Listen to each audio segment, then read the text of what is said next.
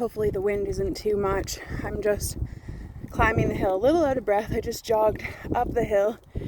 You can see I'm on the top of the Hoodoos. So I came from the bottom of those big hills. I'm out here today moving some energy because I've been tracking some interesting energies. One thing I've been tracking is the fact that I've been constantly lately having dreams of needing to call the police for help in one way, shape, or another. Oftentimes it's my ex, my baby daddy, who I'm trying to get protection from in these dreams. Other times it's my mom. I was imprisoned the other day, being sexually assaulted through my back end by a masculine.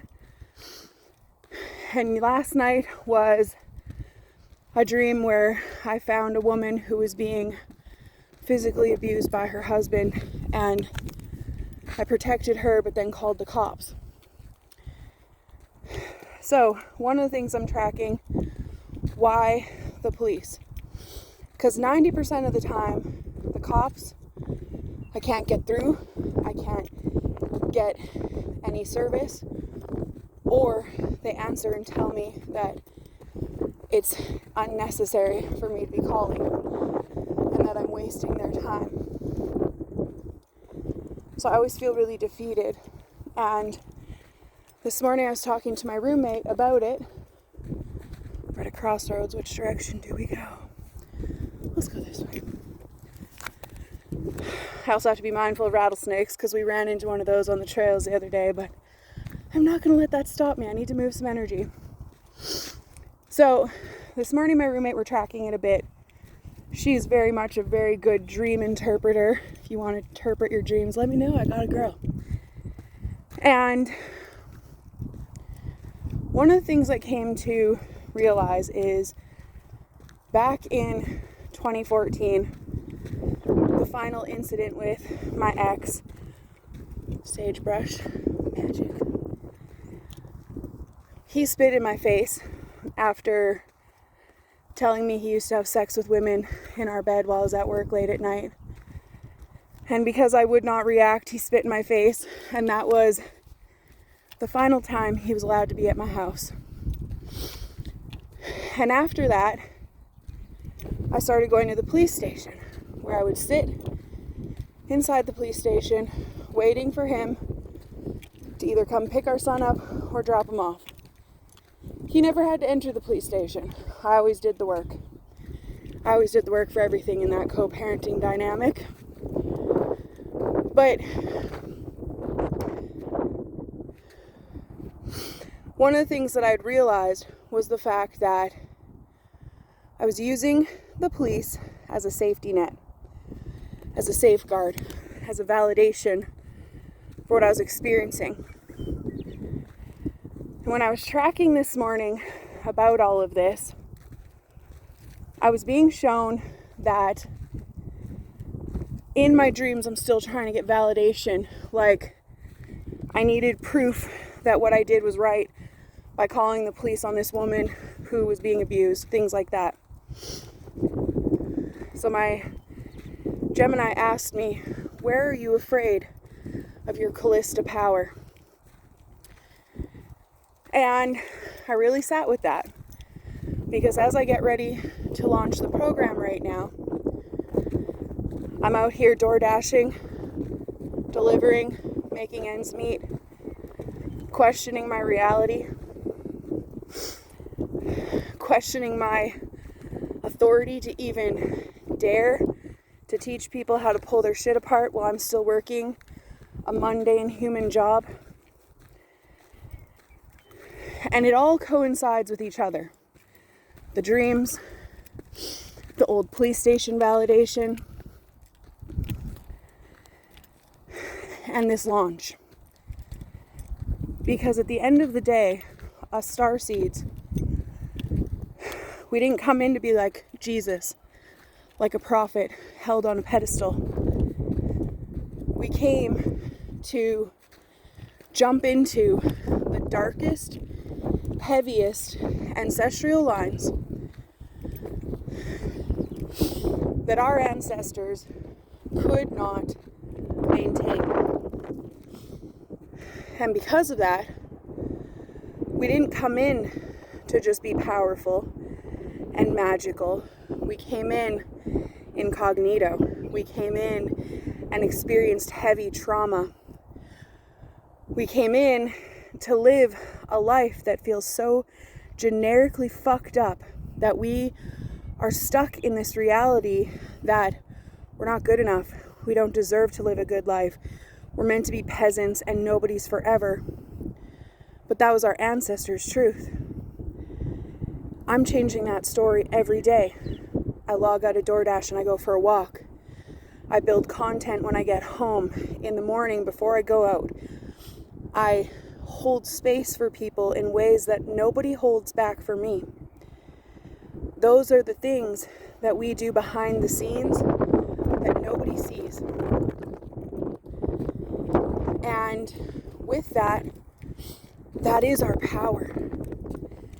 And I'm undercover every time I'm running a delivery, making ends meet, while creating a program that is going to change so many people's lives. And the fear of being successful is overpowering me because I've been a victim and suppressed in such a dark, heavy line, which was my mother's truth, my father's truth, their parents' truth before that. It was never my truth, but I had to embody it, to understand it, to liberate it. So, the whole point of what I'm trying to come into is we don't need validation for what we experienced. We don't need somebody to come rescue us like an authority figure, because we are the authority. We're the only fucking ones in our ancestral line that said, this isn't right. This is not the truth. This is not how it's meant to be. We didn't come in to be these perfect prophets the way that Jesus was, which is something that people give their power away to all the fucking time. His purpose was not to come in and say, worship me. His purpose was to come in and say, do you see? You can worship yourself. You can set yourself free. And so we had to choose a different mission. We had to choose a different frequency because the humans can't save themselves. So we signed up for a mission saying, I hold the codes. I know how to break this system. I know how to break the cycles. But I must embody said cycles to be able to break them. So if you're sitting here kind of living this mundane bullshit life, working a human job, or just trapped in patterns that you can't seem to break or even comprehend, it's because you are still working to find that mission. You're still working to release those timelines, a smudge, of the old story. That's why I created the Ancestral Web, because we have to understand what we embodied, why we chose it, why we even decided to come here in this meat suit. Why'd you choose this meat suit? You chose it for a purpose. You chose that fucked up line and those fucked up relatives because they're so fucked up, they can't break it. You're the only one that was powerful enough to do it. So even if you don't feel powerful right now, or like a fraud, or like, why the fuck am I out here delivering fucking pizza when I literally know how fucking magic I am? You're not alone. You're doing it undercover to prepare for your magic to activate. This isn't a failure. This was a fail-safe proof. Are you ready to activate it? Because with every day you get up and you fight and you change the story even just a little bit. You don't have to be perfect. I am not fucking perfect. And I will never present as perfect when I teach. I will always show you guys my flaws, where I'm still struggling, what I have going on. part of this walk is to move some shit out of my body because I ate something I shouldn't have yesterday and now my stomach hurts. So I ate a whole bunch of fruit, drank a bunch of water. I still have my chia pudding in the car that I'm going to eat after this walk. I'm trying to move that shit out. And that is the old timeline stuck. That fear. What if I rise? What happens if I'm successful? What happens if I hold enough financial stability that I don't have to DoorDash anymore? Who is Callista if she's not a victim? If she's not surviving and trying to thrive somewhere? What happens? That seems to be the bigger fear than anything right now. What happens if I'm seen? Will my kingdom crumble like it did in the last lifetime with my Leo South Node 29 degrees in the 5th house, showing that I did rule an empire of some sort last lifetime? Why am I giving my energy away to authorities? Because I was the authority. Check out that valley view. Magic. But I'm tired of playing small because I hold codes and you hold codes. And the only way for us to fucking activate it is if we start standing up and speaking our truth and fighting for our mission, activating our blueprint. I launched my program Thursday, April 23rd.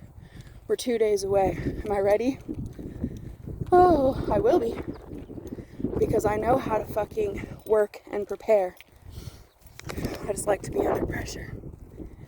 But after this round of the beta launch, where I'm only charging y'all $55 a month, which is asinine, insulted my own fucking self, the price is going way up.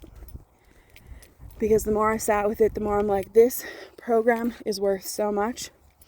Ooh, there's a beautiful view over here. So it's not going to be $111 a month. It's going to be a lot more. Because I know my worth now. And I know what I built. And I know that the architecture that I created, you're not going to find anywhere. And it's not an egoic thing. Which is why I never wanted to talk about it before. It's the fucking truth. I've watched people change their fucking lives by taking in the codes that I hold. And it's something that thrills my soul. And I've got 6 beautiful, magical souls joining me for this beta rounder. I have room for more. And I'm going to watch them change their lives. I'm going to watch them take it in, do the homework, and find their magic. They're going to activate their blueprints in ways they didn't know. And that thrills my fucking soul. So, if you're ready to stop playing small, if you're ready to actually activate and change your life, if you know that you were meant for more and you're kind of trapped in an old story, join my program. Because this is the cheapest it'll ever be. It'll never be this cheap again. I'm insulting my own magic by charging $55 a month. But I'm still going to do it because I honor my integrity. What I speak is truth. And if I make a promise to do it for $55, even though it's worth way more, I'm going to do that. But only once. After that, we're paying what it's worth. So, are you ready to jump into a new timeline? Are you ready to activate your truth and your magic? Another crossroads. Because I am. I'm ready to change the story. I'm ready to be able to go for walks and not think about if I'm going to be able to pay my rent because I'm out here walking instead of dashing. That was the old story. That was Charla. I'm fucking Callista now. Are you coming with me? So I'm ready to jump. And the cliff, it's just a little bump in the road. Chat soon, my friends.